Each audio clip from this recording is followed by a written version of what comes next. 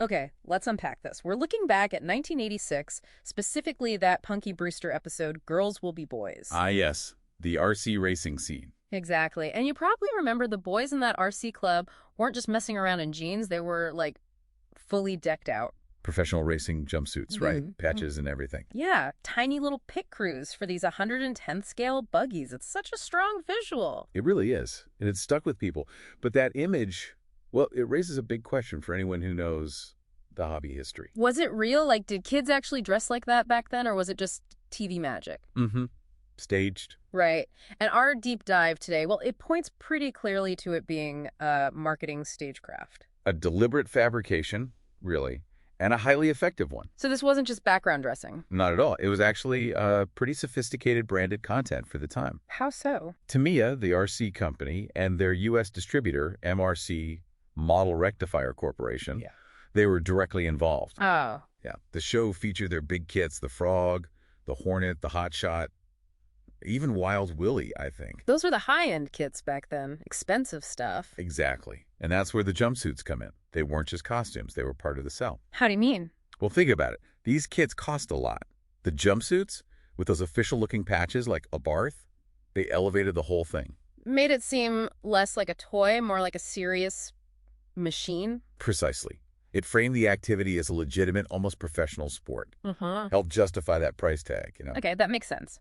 And for the story. Oh, narratively, it was genius. Giving the boys this uniform made their club seem like this big, established, exclusionary thing. So Punky wasn't just racing some kid. She was taking on the institution. It made her breaking in and winning feel like a much bigger deal. Right, overcoming a real barrier. Okay. But what was the actual scene like back then? You asked us if your memory of just, like, casual clothes was right. And yeah, your memory is spot on. The reality in the RC Golden Age, totally grassroots. So no jumpsuits at the local track. Definitely not as the standard.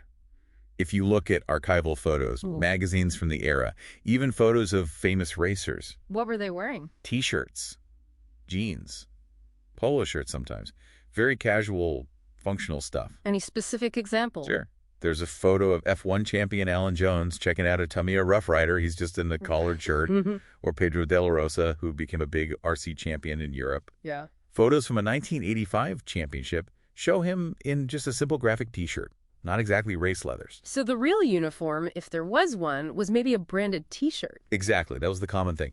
Tamiya actually had a ton of merchandise back then. Oh, yeah. Like what? T-shirts, hats, jackets, even tool aprons for working on the cars. Yeah. But crucially, no racing jumpsuits aimed at the average hobbyist. If that was the standard look, you bet they would have sold them. That absence is pretty telling, isn't it? It really confirms the fiction. Okay, so that connects to the other part of the question you sent in. Was this hobby really only for, let's say, more affluent kids back then? Was cost the real barrier? That's a really important layer. And the short answer is yes. It was kind of pricey. How pricey are we talking? Well, let's break it down for, say, 1985s. A basic setup you need, the kit itself, the radio controller, 2 servos for steering and throttle, a battery pack, a charger. Oh, and paint for the body. Right, the essentials. Minimum, you were looking at around $240.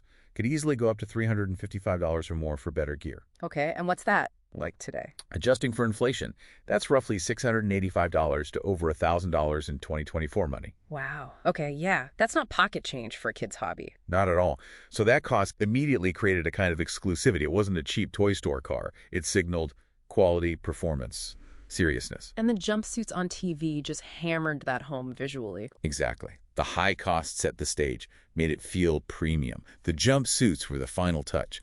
The visual confirmation that this expensive thing wasn't just a toy, it was an investment in a legitimate, serious activity. It was the visual justification for the sticker shock. You got it. So, circling back then, your memory of people just wearing normal clothes at the track, that was correct. Absolutely. The grassroots reality was casual. But that image from Punky Brewster, the professional jumpsuits, that media-created fantasy was just so powerful. Incredibly potent. It's created this cultural memory that, for a lot of people, overshadowed the actual reality of the 80s scene. It's lasted for decades. It's amazing how media can do that, isn't it? Shape how we collectively remember something. It really highlights that power. That Tamiya racing jumpsuit, even though it was basically a costume made for one TV show, Yeah. it's become this weird cultural artifact now. It's almost a symbol of aspirational marketing and how sometimes that aspiration can feel more real than the actual, messy reality.